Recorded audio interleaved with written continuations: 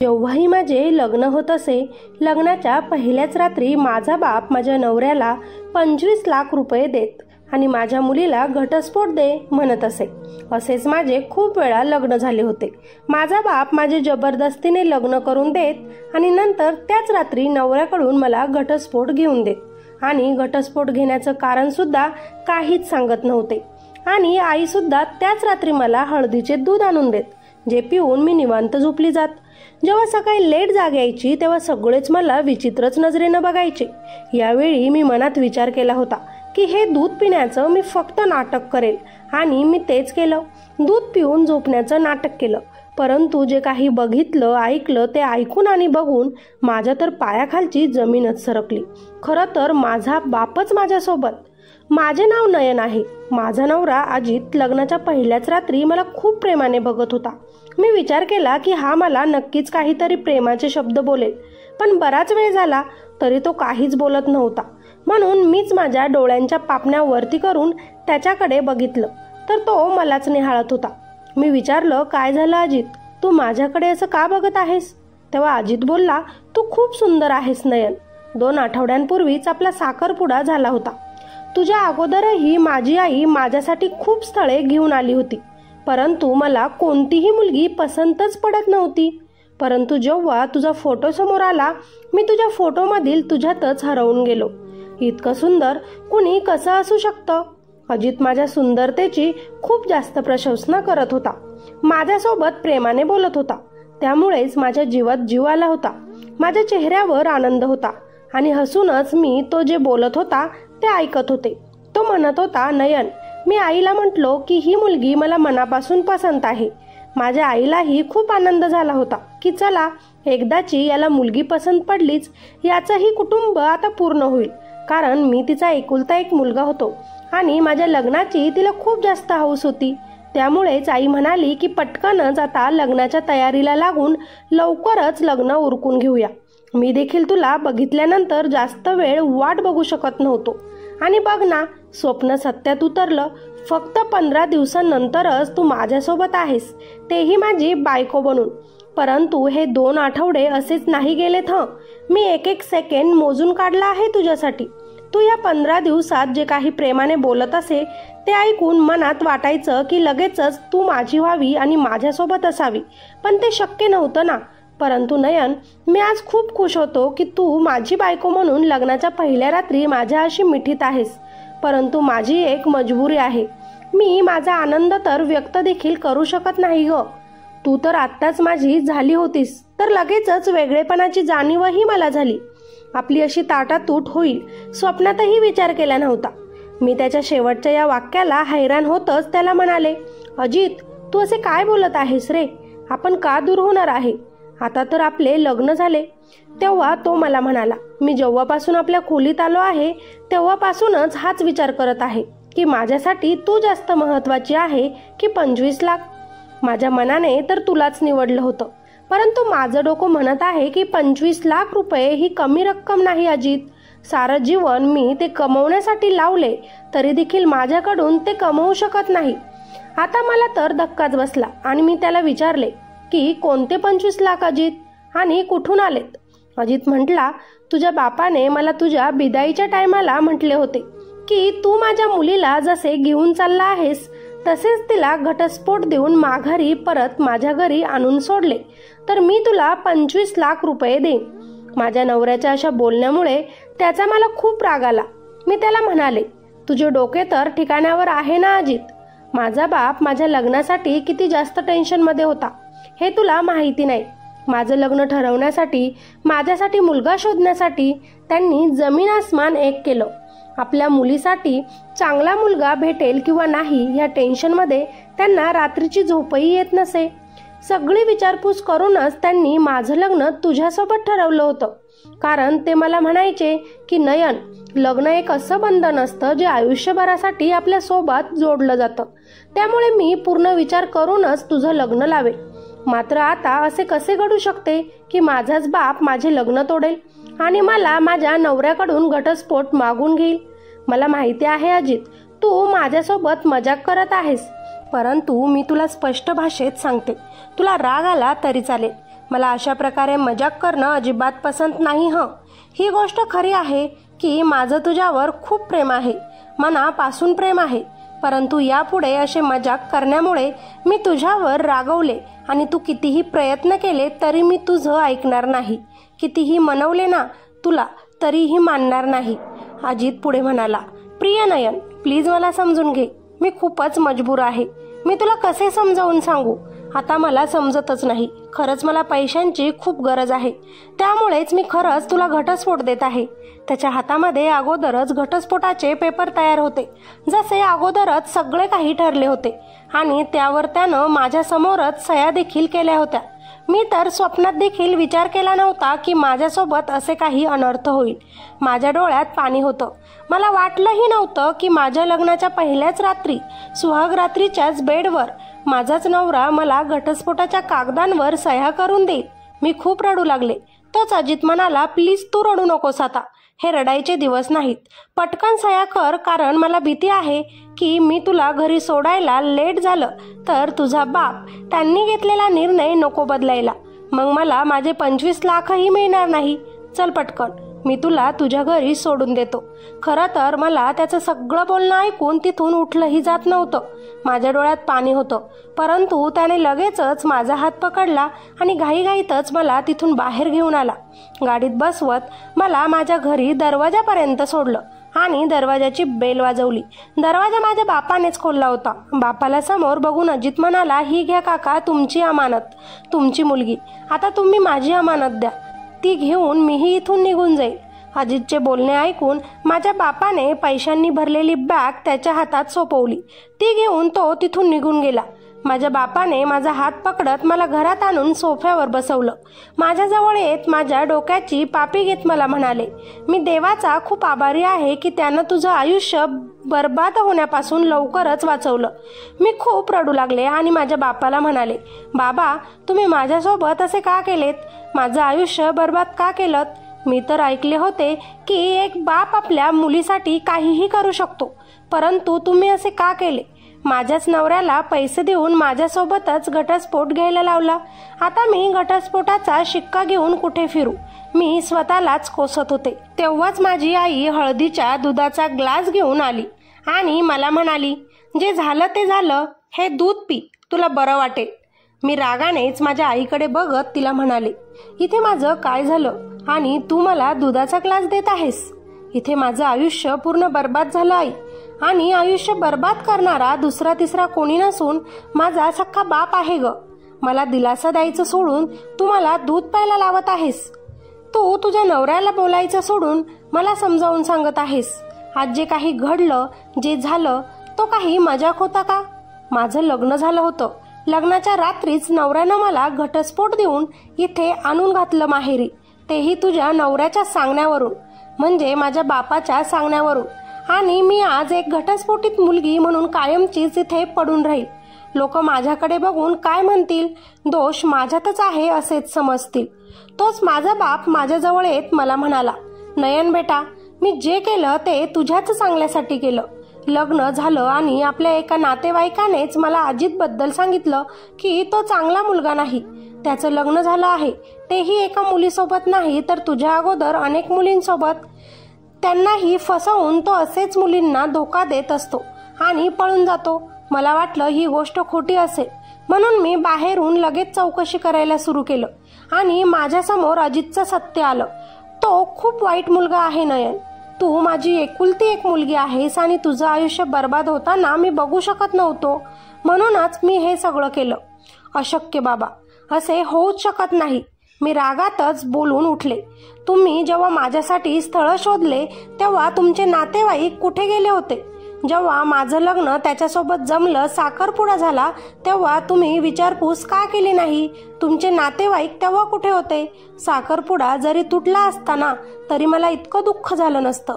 इथे तर माझं लग्न झालं आणि पहिल्याच दिवशी घटस्फोट घेऊन आले मी. आता माझ्या मैत्रिणींना माझे काय तोंड दाखवू मी? सगळेच आता म्हणतील की माझ्यातच काहीतरी कमी आहे. तेव्हा माझा बाप म्हणाला, लोकांसाठी मी माझ्या मुलीचं आयुष्य उद्ध्वस्त होताना बघू शकत नव्हतो. कोणी काहीही बोलू, मला फरक पडत नाही. जे लग्नासाठी आमच्या घरी पाहुणे आलेले होते ते तर हे सगळं बघून हैराण झाले होते. आईने मला घाईघाईतच दूध प्यायला दिले, जे पिल्यानंतर मला खूप अंधाऱ्या येऊ लागल्या. मला काहीच समजत नव्हते. सगळीकडे शांतता वाटत होती.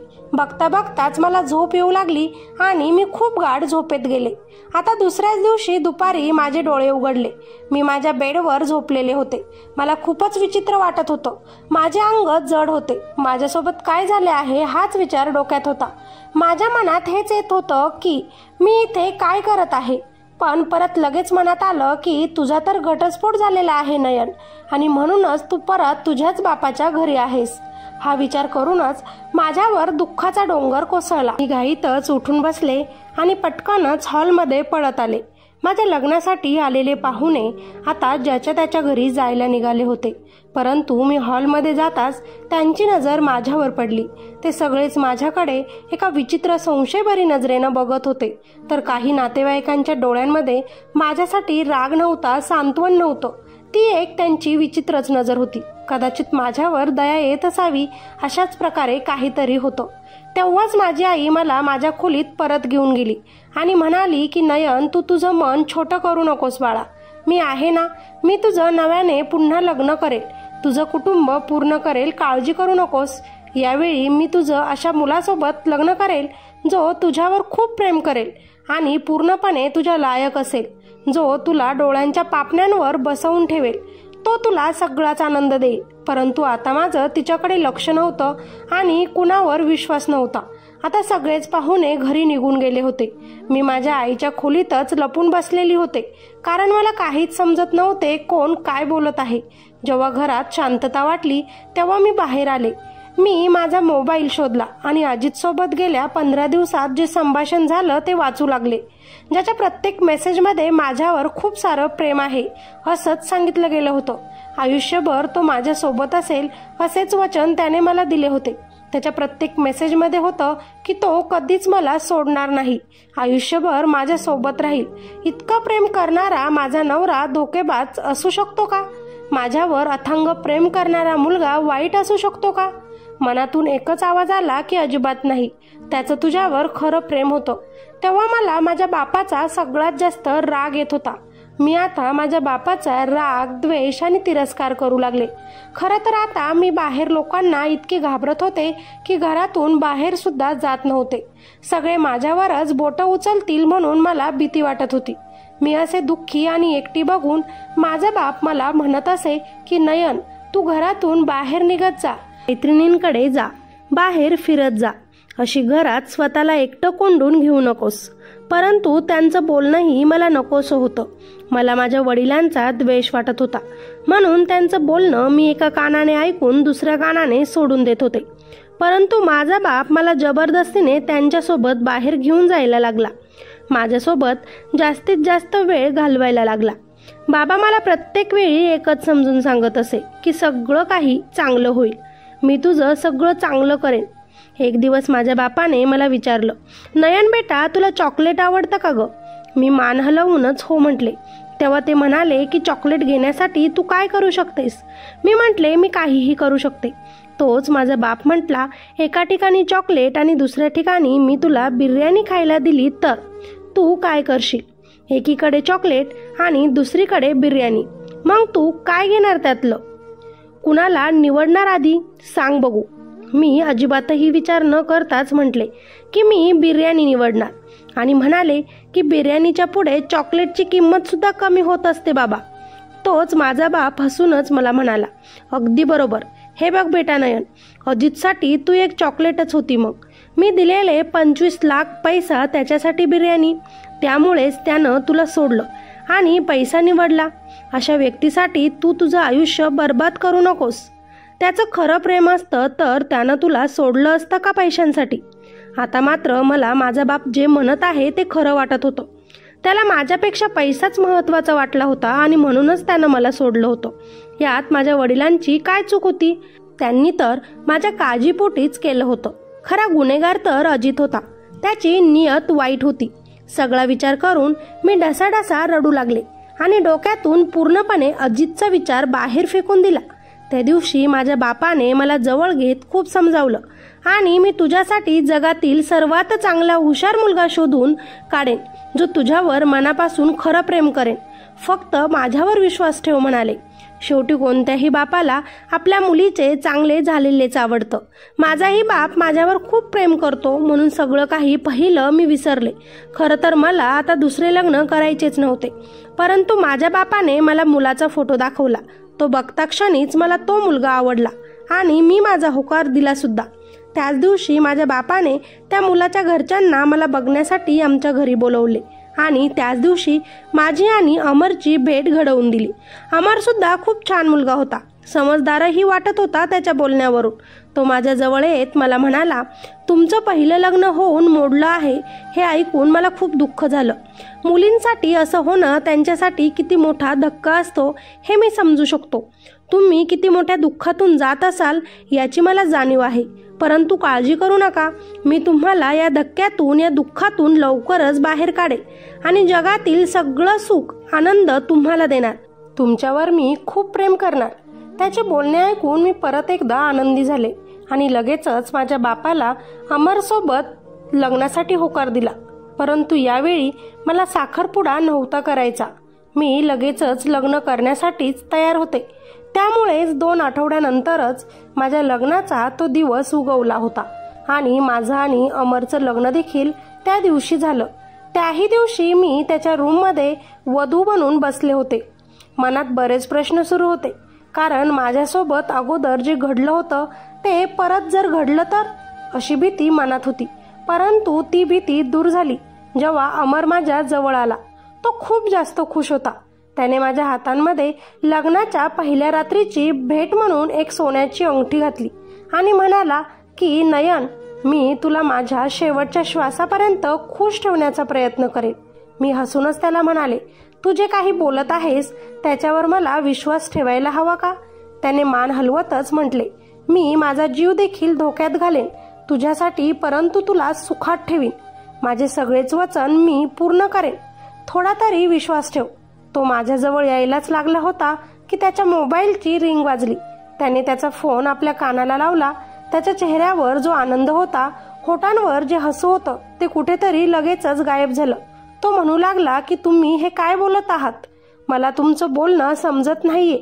तिकडून काहीतरी बोलल्यानंतर इकडं अमर म्हणाला, मी तुमच्या या बोलण्यावर कसा विश्वास ठेवणार? तिकडून बोलणाऱ्या व्यक्तीनं अमरला काय म्हटले असेल कुणास ठाऊक. तेव्हाच अमरच्या चेहऱ्यावर परत एकदा हसू उमटले. मंजूर आहे म्हणत फोन बंद झाला आणि त्याने लगेचच माझा हात पकडतच मला म्हटले, नयन, आपलं लग्न आजच झालं, परंतु मी माझे वचन पूर्ण करू शकणार नाही. जमले तर मला माफ कर, कारण मी आत्ताच तुझ्यापासून घटस्फोट घेत आहे.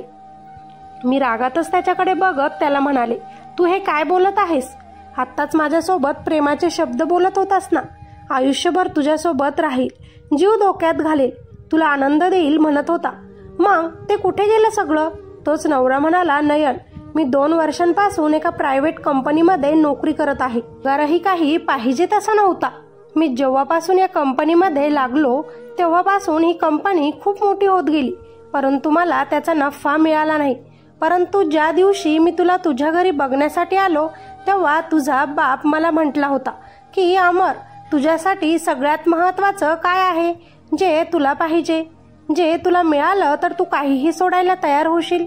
मी म्हटलं की मला 20 लाख रुपये जर मिळाले ना तर मी माझी नोकरी सोडून बिझनेस सुरू करेन आणि त्यासाठी मी काहीही सोडू शकतो. आता तुझ्याच वडिलांचा फोन होता. त्यांनी मला 20 नाही तर 25 लाख रुपये देण्याचं कबूल केलं. त्या बदल्यात त्यांना फक्त माझ्याकडून तुला घटस्फोट हवा आहे. मी कोणत्याही कारणांवरून तुला कधीच घटस्फोट देऊ शकत नव्हतो, परंतु एकीकडे 25 लाख रुपये त्याने माझं स्वप्न पूर्ण होईल, तर दुसरीकडे तू. मला माझं स्वप्न महत्वाचं आहे नयन. चल, मी तुला तुझ्या घरी सोडून देतो. आता मात्र मला चक्कर येऊ लागले. माझ्यासोबत असे काय घडत आहे मी विचार करू लागले. तो माझा हात पकडायला लागला. तोच मी त्याचा हात झटकला आणि म्हणाले, नाही जायचं मला तुझ्यासोबत घरी. मी जाईल स्वतः. तेव्हाच अमर म्हणाला, हे बघ नयन, माझी मजबुरी आहे, मला तुला घरी सोडावंच लागेल, कारण तुझ्या बापानेच मला सांगितलं आहे की माझ्या मुलीला सुखरूप घरी आणून सोडले तरच मी तुला 25 लाख रुपये देणार. यामुळे मला तुझ्यासोबत जबरदस्ती करून तुला घरी सोडावंच लागेल. आता तर मी पूर्णपणे दगड झाले. काही न म्हणताच त्याच्यासोबत माझ्या घरी निघाले. जो माणूस पैशांसाठी माझ्यासोबत घटस्फोट घेऊ इच्छितो, पुढे जाऊन माझ्यासोबत काहीही करू शकत होता. म्हणून जे झालं ते योग्यच आहे मनात विचार करत मी घराच्या दरवाजापर्यंत जाऊन उभी राहिले. अमरने बेल वाजवली. आजही बापाने दरवाजा खोलला आणि म्हणाले की माझं बाळ आलं का घरी. ते या आनंदाने मला विचारत होते जसे मी एखाद्या ट्रीपवरून घरी आले आहे. मी काहीच न बोलता घरात येऊन बसले. याही वेळी तेच झालं. आई हळदीचे दूध मला घेऊन आली. बाहेर अमरकडे पैशाने भरलेलं सुटकेस देण्यात आलं. अमर आणि माझा बाप काहीतरी बोलत होते. मी फक्त त्यांच्याकडे बघत होते. तेव्हाच माझी आई मला हळदीचा दूध प्यायला लावत होती. परंतु यावेळी तो ग्लास मी रागानेच फेकला आणि बोलू लागले. या देखील वेळी माझ्या बापानेच माझं घर उजाडलं. मला परत एकदा घटस्फोटित केलं. नाही पाहिजे मला दूध, म्हणून मी जोरजोरात रडू लागले. तोच मला मागून माझ्या बापाचा आवाज आला. हे बघ नयन, हा देखील मुलगा चांगला नव्हता तुझ्यासाठी. तो तुला कधीच आनंदी ठेवू शकत नव्हता, समजलं.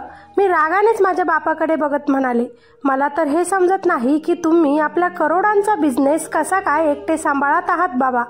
कारण तुम्हाला साधा एक चांगला मुलगाही आपल्या मुलीसाठी शोधता आला नाही.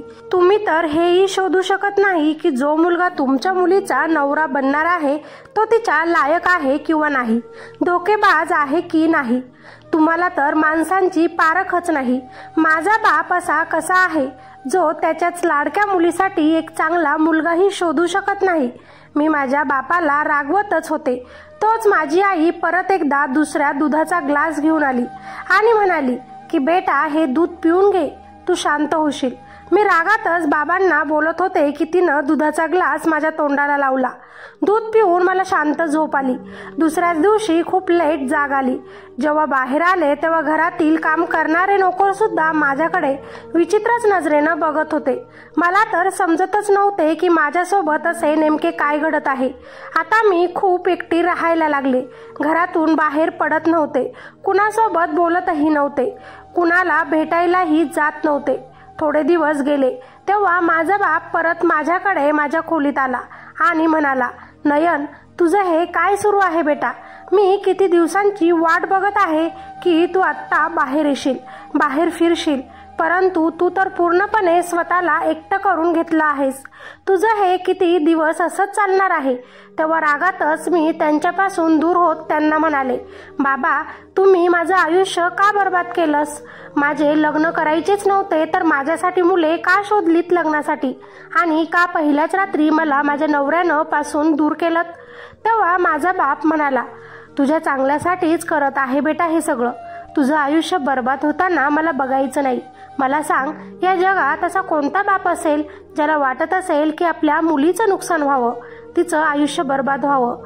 मी तर तुझ्यावर खूप प्रेम करतो. माझं बस चालेल तर मी तुला कधीही माझ्या घरातून दूरच जाऊ देणार नाही.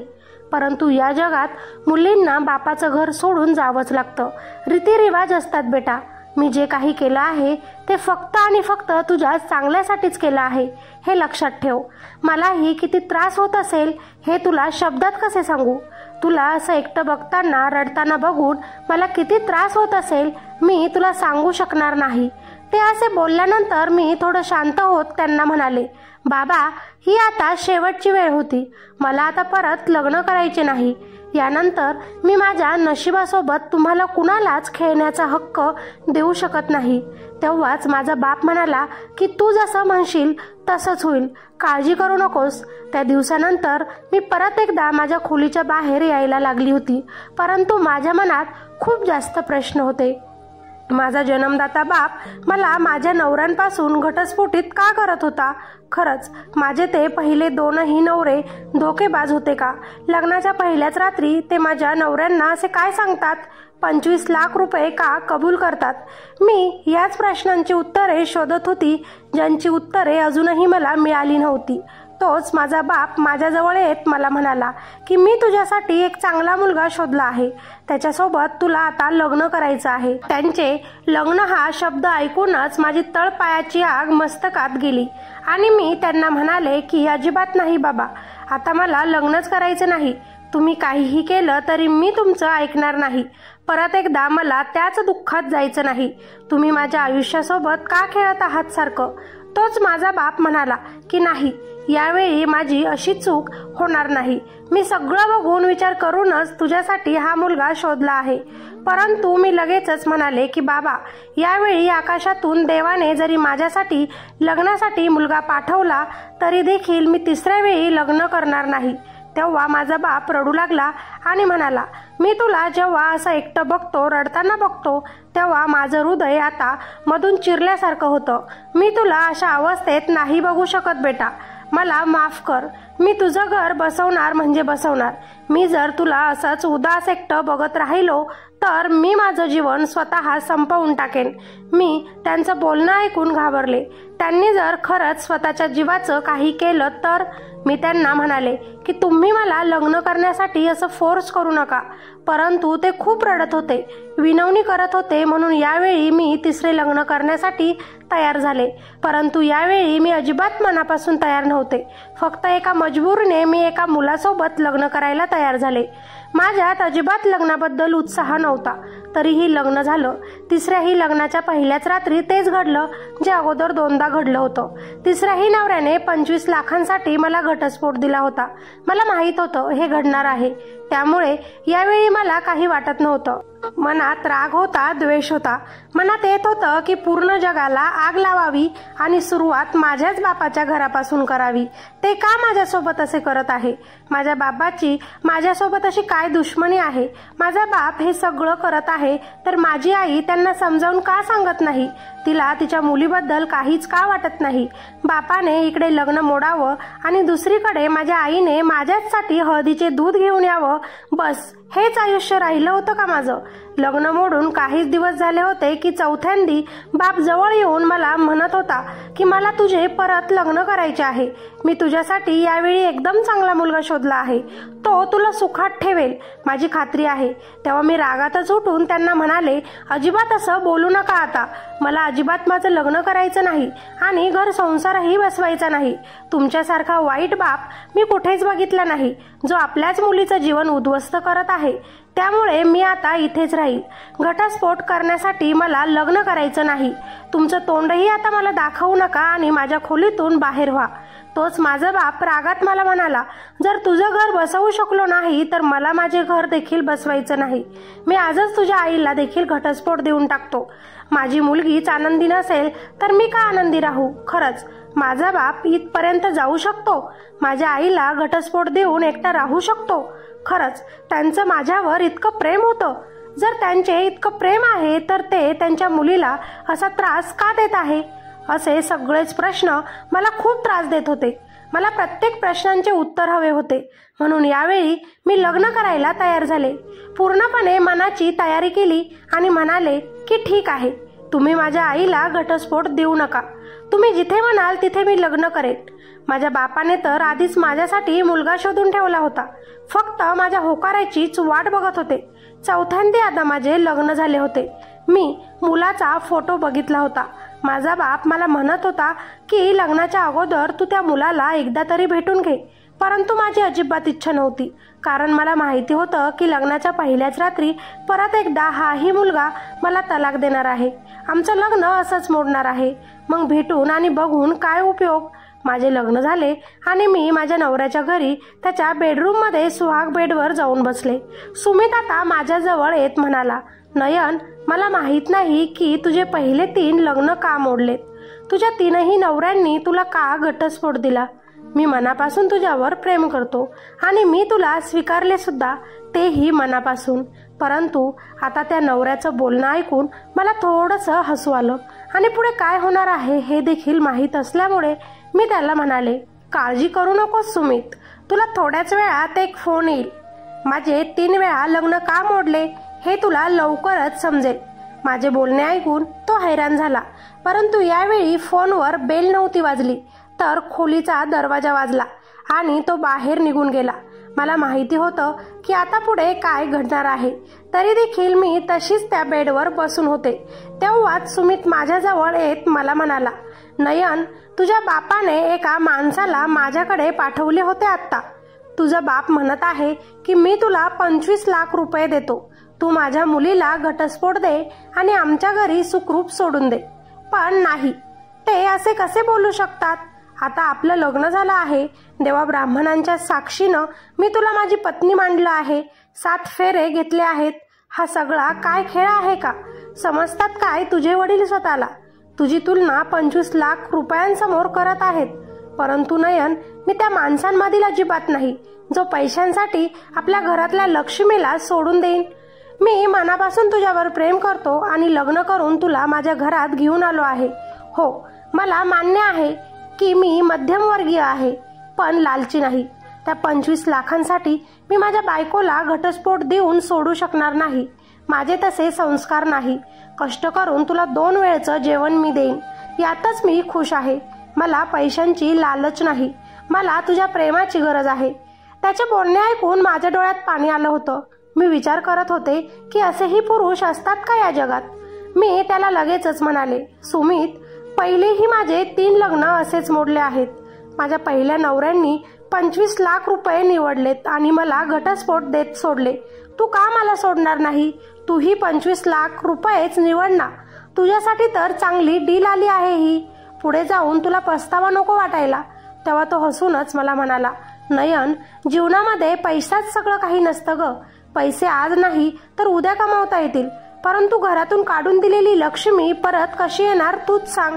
तू आमच्या घराची लक्ष्मी आहेस. आता तू असल्यावर मी 25 लाख काय 25 कोटीही कमावू शकतो. हे कसे विसरते तू? त्याचं बोलणं ऐकून मला आनंद झाला. हाच माझा जीवनसाथी आहे, हाच माझा सर्वस्व. मी मनात विचार केला आणि त्याला म्हणाले, सुमित, खरं तर मला खूप छान वाटलं की तू मला निवडलंस, माझ्यावर खरं प्रेम केलंस. परंतु आजपर्यंत मला एक गोष्ट समजली नाही की माझा जन्मदाता बाप माझ्यासोबत असे का करत आहे. मला सगळं काही सत्य जाणून घ्यायचं आहे रे. त्यामुळे तूही आता एक नाटक कर ना, माझ्यासोबत चल आणि माझ्या बापाला सांग की तूही मला तलाक दिलास. तुलाही 25 लाख रुपये हवेत, म्हणजे सत्य काय आहे ते तरी आपल्याला समजेल.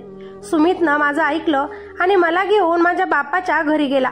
माझा बाप सुमित सोबत बोलायला लागला आणि मी घरात येऊन रडायला लागले. तोच नेहमीसारखंच माझ्या आईने हळदीचं दूध आणून मला प्यायला दिलं. मी गुपचूपच ते दूध बाजूला टाकून दिलं आणि झोपायचं नाटक केलं. 10च मिनिटं झाले होते. आमच्या घरात खूप जास्त लोक यायला जायला लागलेत. पहिल्यांदा तर एक डॉक्टर लेडी आली होती, जिने माझा चेकअप केला आणि म्हणाली की तिला परत एकदा पागलपणाचा झटका पडला आहे. ही मुलगी पूर्णपणे वेडी होत चालली आहे. आपल्या आजूबाजूला पुरुषांना ती सहन करू शकत नाही. जर पुरुषांपासून तिला इतका त्रास आहे तर तुम्ही तुमच्या मुलीचं लग्नच का करतात? ही स्वतःला काहीतरी नुकसान पोहोचवू शकते, तेव्हाच तुम्हाला शांती मिळेल का? तोच एक वकील घरात हजर झाला. माझ्या बापाने डॉक्टरने जे काही सांगितलं ते सगळं त्या वकिलाला सांगितलं. डॉक्टरने सुद्धा जे बापाकडे बोलले तेच त्या वकिलासमोर सांगितले. तोच माझ्या नवऱ्याला सुमितला तिथे बोलवण्यात आले आणि तो लगेचच बोलू लागला, वकील साहेब, मी माझ्या खोलीमध्ये जसा पोहोचलो, माझ्या बायकोने माझ्यावर चाकूने वार केलेत. मला मारायच्या धमक्याही देऊ लागली आणि लगेचच म्हणाली की मला आत्ताच घटस्फोट दे. घटस्फोट नाही दिला तर मी माझा जीव देईन, नाही तर तुझा जीव घेईन. आणि यामुळेच मी नयनला घटस्फोट दिला आणि इथे आणून घातले. त्याचे बोलणे ऐकून सगळे शांत झाले होते. मी देखील झोपेत सगळं ऐकत होते. सुमितचं बोलणं ऐकून मी हैराण झाले होते. तोच सुमित पुढे म्हणाला, मी आत्ता जे काही बोललो ते मला नयनच्या बापानेच तुमच्यासमोर बोलायला सांगितले होते वकील साहेब, परंतु हे सगळं काही खोटं आहे. माझी बायको नयन एकदम ठीक आहे आणि मी तिच्यावर आणि ती माझ्यावर खूप प्रेम करतो. मी देखील तोपर्यंत उठले आणि बोलले, माझ्या बापाने 3 वेळा 3 नवऱ्यांपासून मला घटस्फोट घेऊन दिलाय, पण कारण अजूनही मला समजले नाही। वकील लगेचच माझ्याजवळ येत मला म्हणाला, बेटा नयन, तुमच्या बापाने मरायच्या अगोदर ही पूर्ण संपत्ती तुमच्या नावावर केलेली आहे आणि त्यांनी जी वसीहत लिहिली होती त्यात स्पष्टपणे त्यांनी सांगितलं होतं की तुमचं लग्न जोपर्यंत होत नाही, तुमचं घर जोपर्यंत बसत नाही तोपर्यंत ही पूर्ण संपत्ती तुमच्या एकटीचीच असेल। लग्न झाल्यानंतर तुमची आणि तुमच्या नवऱ्याची होईल। हा जो व्यक्ती तुमचा बाप म्हणत आहात तो तुमचा सख्खा बाप नसून सावत्र बाप आहे आणि हे सगळं षडयंत्र गेल्या कित्येक वर्षांपासून इथे घडत आहे, तेही माझ्या पाठीमागे। माझा बाप आता खाली मान घालून उभा होता। तोच वकील म्हणाला, तुमचा बाप लग्नाच्या पहिल्याच रात्री मला इथे घरी बोलवून घेत होता आणि मला सांगत होता की माझी मुलगी वेडी आहे, तिचं लग्न होत तर आहे पण संसार टिकू शकणार नाही, तिच्या नवऱ्यानं तिला घटस्फोट दिला आहे आणि तुमच्या नवऱ्याला हेच सांगायला लावलेलं होतं की तुमचा प्रत्येक नवरा देखील माझ्यासोबत असेच बोलत असे, त्यामुळे मला देखील सत्य काय आहे हे काहीच कळत नव्हतं। त्यांची मुलगी वेडी आहे तर पूर्ण प्रॉपर्टी बापाच्या नावावर करू की मुलीच्याच नावावर ठेवू, माझंही डोकं चालत नव्हतं। वकिलांचं हे सगळं बोलणं ऐकून माझ्या पायाखालची जमीन सरकली होती। ज्या माणसाला मी माझा सख्खा बाप समजत होते तो तर कधी माझा बाप नव्हताच, ज्याच्यावर मी जीव ओवाळून टाकत होते तो तर माझा सावत्र बाप होता।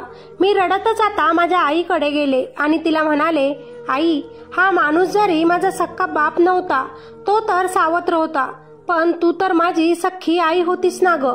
सख्खी आई असून तू माझ्यासोबत असे का केलेस मला सांग। तोच सुमित म्हणाला, मी सांगतो सगळं जे मला मगाशीच समजले। तुझ्या आईनं तुझ्या सख्ख्या बापासोबत राहत असतानाच या व्यक्तीवर प्रेम केलं होतं आणि याच व्यक्तीसोबत पळून जाऊन दुसरं लग्नही केलं होतं। या व्यक्तीसाठी तुझ्या आईनं तुझा सख्खा बाप सोडला होता। तुझा सख्खा बाप खूप काळजीत होता। आपली बायको आपली मुलगी येऊन पळाली या गोष्टीत त्यांना खूप टेन्शन आलं होतं आणि म्हणूनच ते हे जग सोडून निघून गेले। तुझ्या सख्ख्या बापाचा तुझ्यात खूप जीव होता, म्हणूनच त्यांनी पूर्ण त्यांची संपत्ती तुझ्या नावावर केली होती आणि ही वसीहत लिहून ठेवली होती। आणि खरं तर तुझ्या आईच्या डोळ्यांवरून अजूनही या सावत्र बापाच्या प्रेमाची पट्टी उतरली नाही, म्हणूनच तिने एका शब्दाने पण या माणसाला काहीच बोलले नाही। तो जसाही म्हणेल तसंच ती वागली। तुझ्या सख्ख्या बापाला सोडून या स्त्रीने हा माणूस निवडला होता आणि तुझ्या सख्ख्या बापापासून तुलाही तिनं दूर करून याच्याजवळ ठेवलं होतं। मी मात्र आता हे सगळं ऐकून खूप रडू लागले। या पूर्ण जगात आज मी पूर्णपणे एकटी पडले होते आणि तेव्हाच सुमितनंच मला सहारा दिला, माझ्यावर प्रेम केलं, मला साथ दिली, हे सगळं सत्य समोर आणण्यासाठी माझी मदत केली। आता मी रागातच माझ्या सावत्र बापाविरुद्ध गुन्हा दाखल केला आणि म्हणूनच पोलीस त्यांना घेऊन गेलेत। ज्या लोकांनी माझं आयुष्य पणाला लावलं, बर्बाद केलं, त्यांना मी का असे मोकळे सोडून देऊ? जोपर्यंत यांना त्यांच्या गुन्ह्याची शिक्षा मिळत नाही तोपर्यंत मी आता शांत बसणाऱ्यांमधील नव्हतेच। मी सगळे प्रयत्न केले, माझ्यासोबत जे काही घडलं ते सगळं पोलीस स्टेशनमध्ये सांगितलं आणि ज्याचे त्याचे कर्म ज्याला त्याला कामी आलेत। आता पूर्ण संपत्ती माझीच आहे। मी आणि माझा नवरा सुमित माझ्या पूर्ण संपत्तीची काळजी घेत आहोत। हे खरं आहे की पैसाच सगळं काही असतो, प्रेमापुढे तो काहीच नसतो, हे सुद्धा तितकंच खरं आहे। पैसा कधीही कमावता येऊ शकतो, पण खरं प्रेम पैशांनी कधीही विकत मिळत नाही।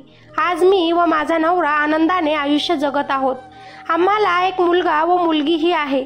आमचं संपूर्ण कुटुंब झालं आहे आणि सुखात आहे, यातच आम्ही खुश आहोत। मित्र आणि मैत्रिणींनो, जीवनामध्ये पैसा अवश्य कमवा, पण नाती कमवायचं विसरू नका। प्रेम, विश्वास, आपुलकी खूप महत्त्वाचे असते, ते पैशांनीही विकत मिळत नाही। पैशांसाठी आपल्या माणसांना गमावू नका। आपले माणसे सोबत असेल तर आपण खऱ्या अर्थाने आपल्याला लागेल तितका पैसा कमावू शकतो। तुम्हाला ही कथा कशी वाटली मला नक्कीच खाली कॉमेंटमध्ये सांगा। आवडली असेल तर लाईक नक्की करा आणि अजूनही आपल्या चॅनलला सबस्क्राईब केलेलं नसेल तर सबस्क्राईब नक्कीच करा। भेटूया अशाच एका नवीन इंटरेस्टिंग स्टोरीमध्ये, तोपर्यंत धन्यवाद।